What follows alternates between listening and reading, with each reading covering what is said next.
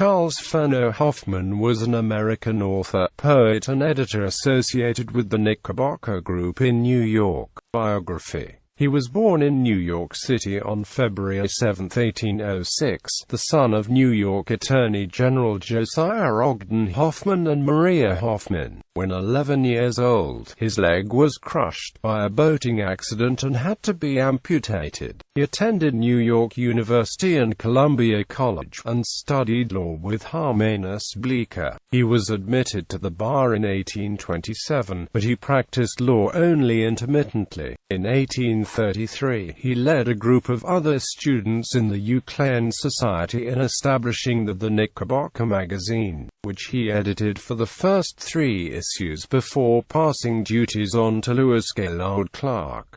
In 1836, Park Benjamin, Sr., merged his New England Monthly magazine with the American Monthly and hired Hoffman as editor, though he left to join the New York Mirror a year later. Hoffman's first book was A Winter in the Far West, recounting his travels as far west as St. Louis, Missouri. It was followed by Wild Scenes in Forest and Prairie based on actual experiences in search of health. He wrote a successful novel, Graceler, based on the murder of Colonel Solomon P. Sharp by Jeroboam O. Beechey, known as the Beecham-Sharp tragedy, an event that several writers, including Thomas Holly Chivers and William Gilmore Simms, also fictionalized. Hoffman's version, however, had little in common with the true event. Hoffman's fame rested chiefly upon his poems, first collected in The Vigil of Faith. Literary critic Rufus Wilmot Griswold that year dedicated twice as much space to Hoffman than any other author in his respected anthology The Poets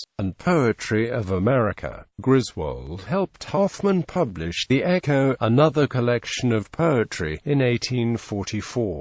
Hoffman was also popular for his songs. From a devoutly Lutheran family, he nevertheless dealt with religious ideas in his writing from an inquisitive and open viewpoint. He became the editor of the New York Book of Poetry, which first attributed A Visit from St. Nicholas to Clement Clarke Moore. Hoffman remained a successful editor and author throughout the 1840s. He officially began a new role as editor of the Literary World magazine on May 1, 1847.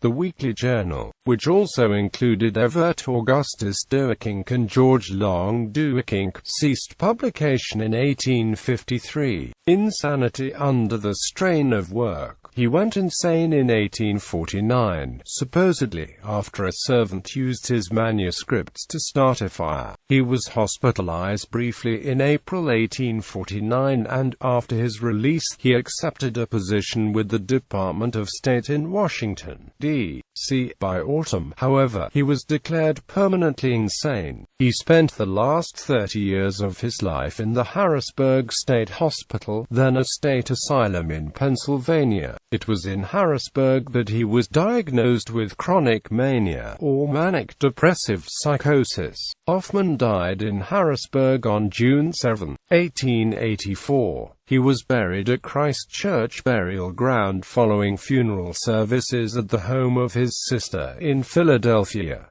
Selected list of works: A Winter in the Far West, Wild Scenes in Forest and Prairie, Graceler, The Vigil of Faith, The Echo.